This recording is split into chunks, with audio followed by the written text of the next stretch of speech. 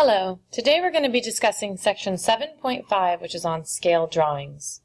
Our essential question for the day is how can you enlarge or reduce a drawing proportionally? A scale drawing is a proportional two-dimensional drawing of an object.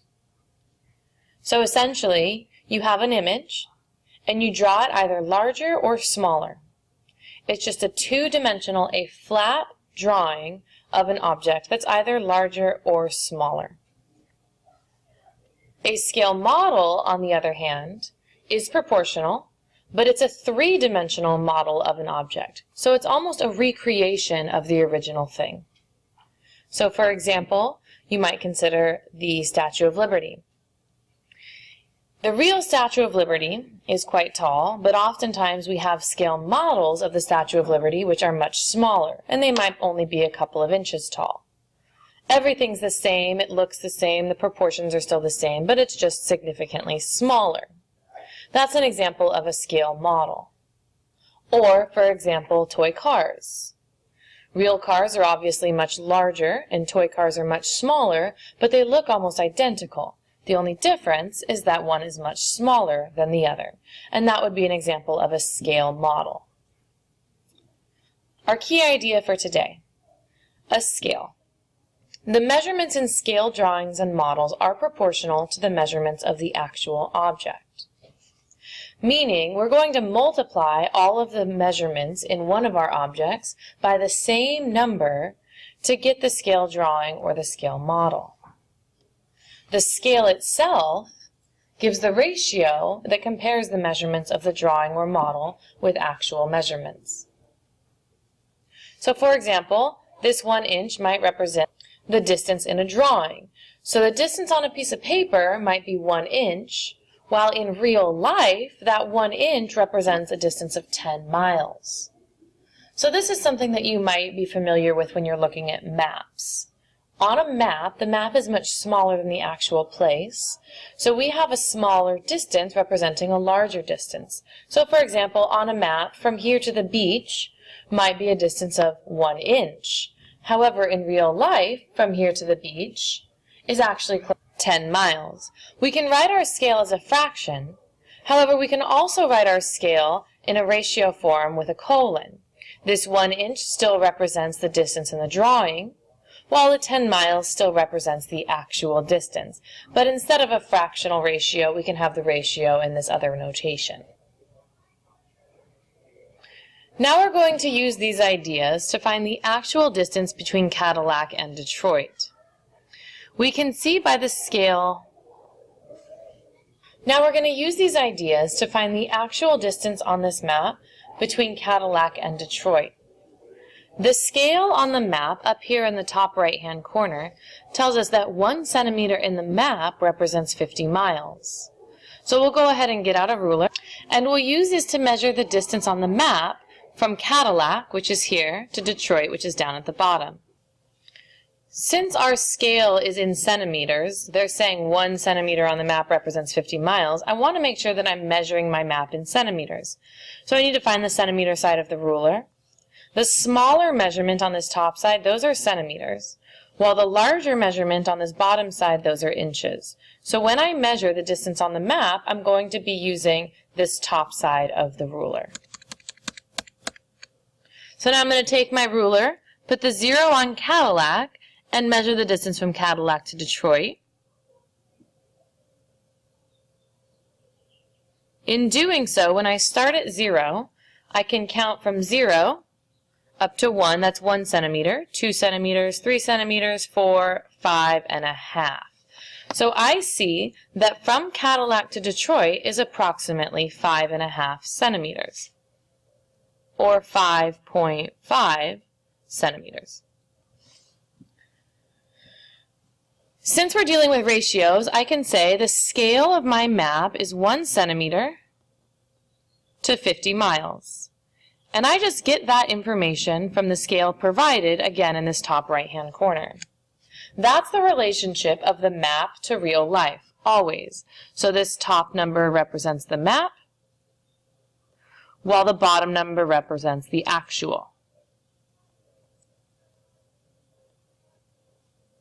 this is going to be equal to any distance on the map to the actual distance in real life. So I'm going to set this equal to the distance that I have on our map, which is 5.5 centimeters, over, and what I want to know is how many miles. So this is going to be X miles. It's unknown for now. Now we've talked about solving proportions. There are a few options we have here. We can either cross multiply the bottom to the top, and that equals bottom to the top, or we can make the tops the same. So if I want to make the tops the same, I think this will be the easiest option here. All I need to do is multiply the 1 by a number to get 5.5. So I'm going to multiply the top by 5.5 because 5.5 times 1 is going to give me 5.5.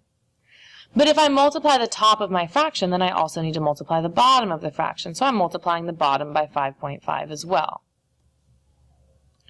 When I do this, the right-hand side is going to stay the same. So I've got 5.5 centimeters over X miles. This right-hand side didn't change. And on the left, I'm going to multiply 5.5 times 1 gives me 5.5 centimeters. And the whole reason we did that was so that the tops match, and they do. On the bottom, I have 5.5 times 50. So I can get out a calculator and go ahead and do this on a calculator. If you're comfortable doing it by hand, you may absolutely do it by hand. 5.5 times 50 gives me 275. So that means on the bottom of my ratio, I'm going to have 275. And my units on the bottom, if we look back up, those units are miles. So this is going to be 275 miles. Now, since the tops of my fraction are the same, that means the bottom of my fractions have to be the same. So that tells me that X miles is equal to 275 miles, or X is equal to 275.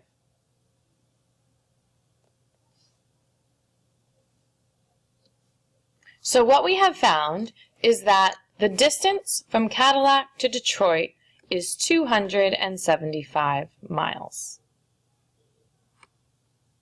Now, if you were to do this with a ruler on your own paper, I have this note for you here that says the distance on the map is about 3.5 centimeters. So if you take a ruler to your paper, since your paper is a little bit smaller than my screen, you're actually going to get a slightly different answer. But with the measurement that I used, the centimeters turned out to be about 5.5. So on my screen, the map is just a little bit larger, meaning the distance is a little bit farther. So just don't be alarmed if you do this on your own and you find out that the answer is just a little bit different.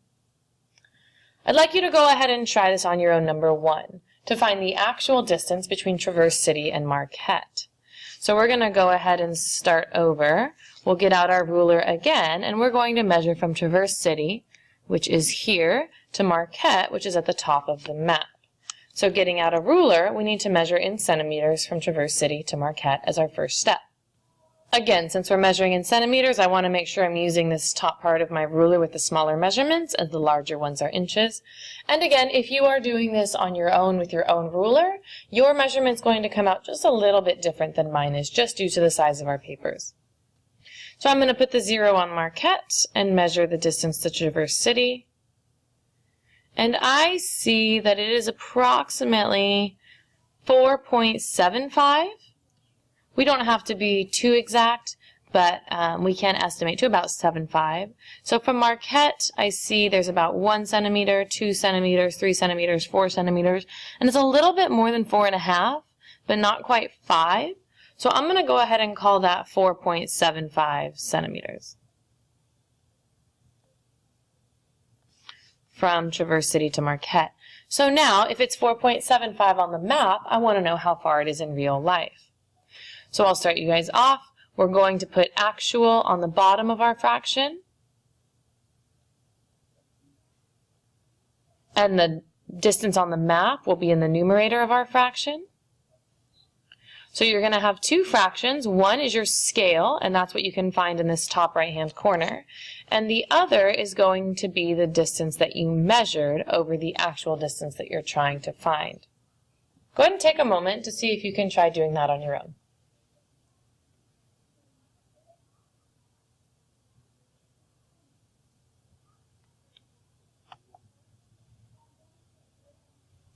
Your scale is 1 centimeter to 50 miles, so you should have 1 centimeter in your numerator for the distance on the map. And on the map, that 1 centimeter does represent 50 miles in real life, so I'm going to go ahead and have 50 miles in my denominator. Now what I measured on my map is 4.75 centimeters, so my map distance is going to be 4.75, and that's my numerator. And in the denominator, I want to know how far that is in actual life, so I'm going to let that be x miles. Now from here again, you do have a couple of options. You may cross multiply, you may make the tops the same. And we have talked about a few other options, but those are the two that will work here. I think that making the tops the same is fairly easy. Since on this left-hand side, if I want to make the 1 into a 4.75, it's fairly easy for me just to multiply by 4.75. But remember, if I do that to the top, I have to do that to the bottom as well.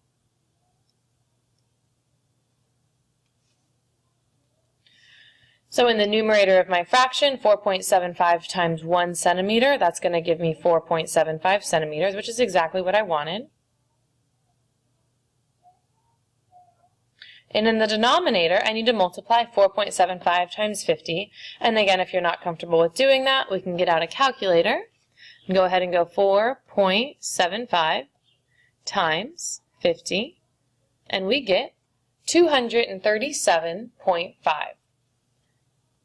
So that means in my denominator, I've got 237.5, or 0.5, miles.